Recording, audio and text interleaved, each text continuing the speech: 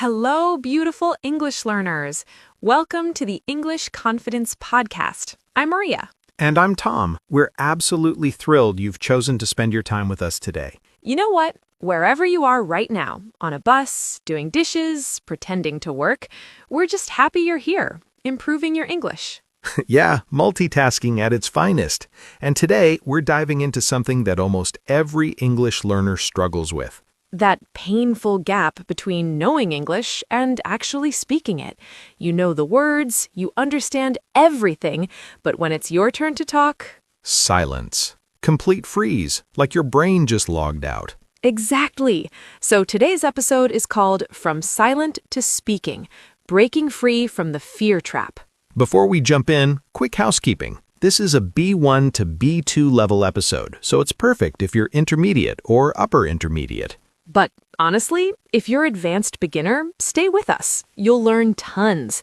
And if you're advanced, you might discover why you still hesitate sometimes. Now, if you find this episode valuable, we'd absolutely love it if you could hit that subscribe button and drop us a comment. Yeah, tell us, I'm your name from your country, and the hardest part about speaking English for me is just complete that sentence. We read every single comment. Your stories help us create better content for you. All right, Tom, let's get personal. Tell me about a time you completely froze when trying to speak another language. Oh man, I have the perfect story. So, I was in Tokyo, right? I'd been studying Japanese for 6 months. I could read menus. I knew basic phrases. You were prepared. I thought I was. So I walk into this small restaurant, and I'd practiced my order probably 20 times that morning.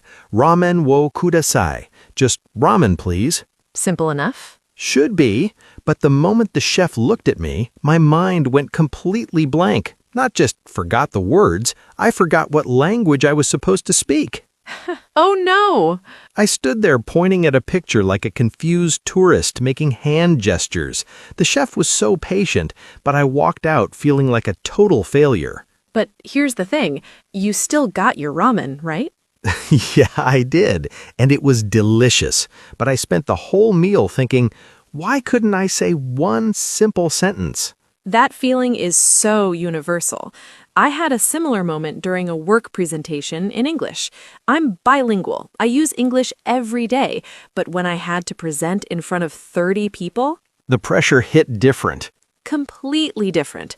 I'd prepared this whole speech. I knew exactly what I wanted to say. But when I started, I could hear my accent getting stronger. I started mixing up words. What did you do? I actually stopped mid-sentence and said, "Sorry, let me start again." And you know what? Everyone was totally fine with it. Nobody judged me. That's the thing our listeners need to hear. Most of the judgment happens inside our own heads. Absolutely. So let's break down what's actually happening when we freeze.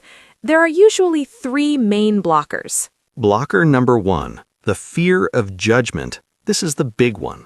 Fear of judgment means you're worried about what other people will think if you make a mistake. You imagine them thinking, wow, their English is terrible. Even when nobody's actually thinking that. I'll give you an example. When I hear someone speaking English as a second language, do I think, they made a grammar mistake? No, you think, wow, they're speaking my language. That's impressive. Exactly. But when I'm the one speaking another language, suddenly I think everyone's a critic. It's because we have these old memories. Maybe a teacher corrected you harshly once. Maybe classmates laughed. Those moments stick with us. Your brain creates a protection system. Don't speak. Stay safe. Blocker number 2, perfectionism paralysis. Ooh, I love that phrase. Perfectionism paralysis, when your need for perfection actually stops you from moving. Right. You want the perfect sentence, perfect grammar, perfect pronunciation, so you keep editing in your head. Should I say, I am going, or I will go? Wait, maybe I'm planning to go. Actually, I intend to go sounds more professional.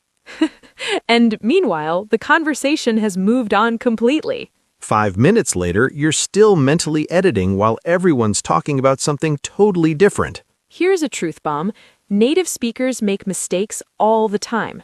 All the time. I mix up words, I start sentences and don't finish them, I say and constantly. Communication isn't about perfection, it's about connection. That should be on a t-shirt. Communication is connection, not perfection. I'd wear it. Okay, blocker number 3, overthinking the process. This is when you're thinking about speaking instead of just speaking. That sounds confusing, but it's so true. You're monitoring yourself. Is my grammar correct? Does my accent sound weird? Am I using the right word? You're like a TV director, a camera operator, and an actor, all at once. Too many jobs. And the worst part? All this happens in seconds.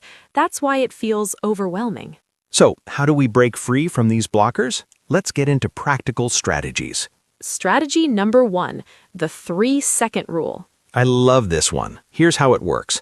When you think of something to say, count to 3 and then say it, no matter what. 1, 2, 3, speak. No editing, no perfecting. The goal isn't to say something brilliant. The goal is to say something real. Try it in low-stakes situations first. When someone asks, "How are you?" instead of just, "Fine," try adding one more sentence. I'm good, thanks. I'm actually learning English through podcasts right now. See? Not complicated, but it's real conversation. Strategy number 2, create your confidence phrases. These are sentences you prepare in advance for common situations where you might freeze. Think of them as your safety net. When your brain freezes, you have something ready to catch you.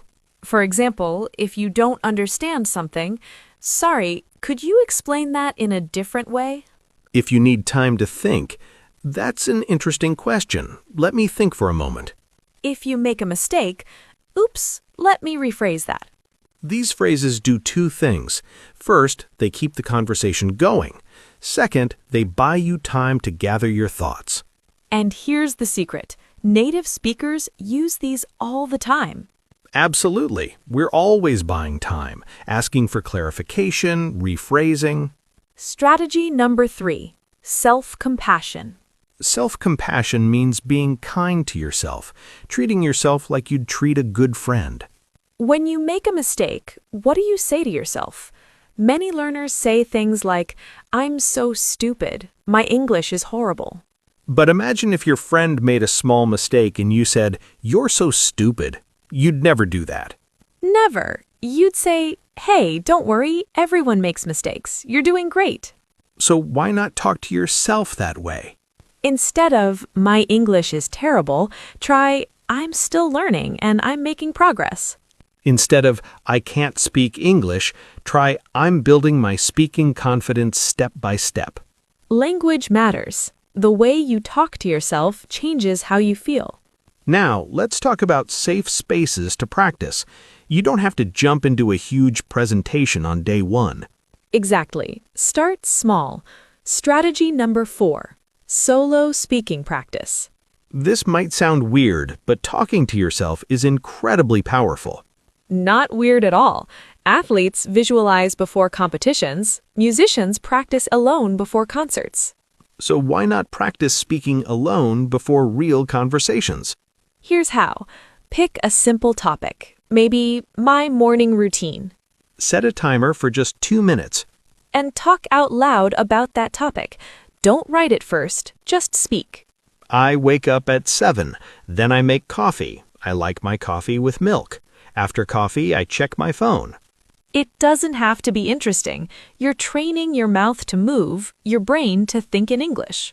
You can do this while cooking, walking, even in the shower. Strategy number 5, voice message practice. This is for people who get nervous about live conversation. Voice messages are perfect because you can pause, breathe, and continue. Find a language exchange partner or a supportive friend. Tell them, "Hey, I'm practicing my English speaking. Can we send voice messages?" Start with 30 seconds. Just talk about your day. "Hi, today I went to the supermarket. I bought vegetables. Tomorrow I have work." Simple, but you're speaking. Your voice is active. And here's a pro tip. Don't listen back and judge yourself harshly. Yeah, many learners record themselves, then listen back and think, oh, I sound terrible. Stop doing that, at least not in the beginning. Just send it. Focus on the action, not perfection. All right, let's talk about real-life situations. Strategy number 6, the question technique. When you're in a conversation and you're nervous, ask questions. Questions take the pressure off you and show you're engaged. That's interesting. How did you get into that? What do you think about? Can you tell me more? You're practicing speaking, but in a lower pressure way. Plus, people love talking about themselves. True. And while they're talking, you get a little break to think about what to say next. Strategy number 7, embrace strategic mistakes. Wait, embrace mistakes? On purpose? Not quite, but here's the mindset shift. Mistakes are data, not disasters. Ooh, I like that. Mistakes are data, not disasters. Every time you make a mistake and someone understands you anyway, that's data. That tells you communication happened. And every time someone corrects you kindly, that's free learning. I'll give you an example. Last year I said, I'm boring, when I meant I'm bored. Classic mistake. My friend said, oh, you mean you're bored? And I laughed and said, yes, I'm bored, not boring. And now you'll never make that mistake again. Exactly. That moment taught me more than any textbook. So don't fear mistakes. See them as stepping stones. Now, let's address something important, accent anxiety. Ah, yes. Many learners say, I don't want to speak because my accent is strong. Here's the truth. Accents are beautiful. They show your journey, your background. Think about it. If you meet someone speaking your language with an accent, do you think they're bad at the language? No, you think, wow, they learned my language. That's amazing. Same goes for English. Your accent doesn't make you less credible or less intelligent. What matters is clarity, not sounding British or American. Can people understand you? That's the only question that matters. And honestly, the global English-speaking world is full of accents. Indian English, Nigerian English, Singapore English. There's no one correct English accent. So release that pressure. Speak with your voice. All right, let's do a mini vocabulary lesson. We're going to highlight some key words from today's conversation. First word, freeze. When we say your brain freezes, we mean it stops working suddenly, like when water turns to ice. I wanted to answer the question, but my brain froze and I couldn't speak. Next, blocker. A blocker is something that stops you or gets in your way. Fear is a big blocker for many English learners. Paralysis. This usually means you can't move your body, but we use it metaphorically here. Paralysis means you're stuck, unable to act. Perfectionism caused paralysis, so I never sent the email. Overthinking. Thinking too much about something in a way that's not helpful. I was overthinking my answer, and by the time I was ready, the conversation had moved on. Self-compassion. Being kind and understanding toward yourself. Practice self-compassion when you make mistakes in English. Rephrase. To say something again using different words. Let me rephrase that. I meant to say I enjoy reading, not writing. Confidence phrase. A prepared sentence you can use when you're nervous or unsure. My confidence phrases help me keep conversations going even when I'm anxious. Low stakes. A situation where there's not much risk or pressure. Ordering coffee is a low-stakes way to practice speaking English. Stepping stone. A stone you step on to cross water, but metaphorically it means something that helps you progress toward a goal. Each conversation is a stepping stone toward fluency. Accent anxiety. Worry or fear about how your accent sounds when speaking. Many learners suffer from accent anxiety, but accents are actually beautiful. Beautiful vocabulary roundup, Maria. Thanks, Tom. Now, before we wrap up, let's give our listeners a challenge. A practical, doable challenge. This week, we challenge you to speak English out loud for 2 minutes every day.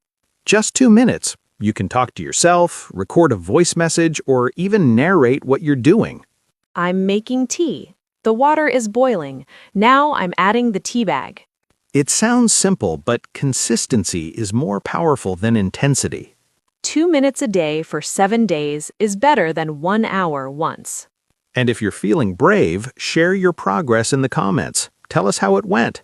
Remember, you're not alone in this journey. Millions of people are learning English right now, facing the same fears.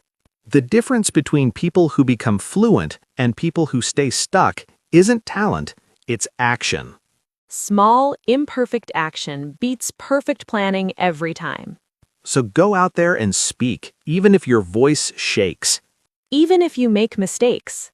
Even if it's just one sentence today. Because that one sentence is progress. And progress compounds. Today's awkward sentence becomes next month's confident conversation. We believe in you. Seriously. If you enjoyed this episode, please share it with a friend who's also on this English learning journey.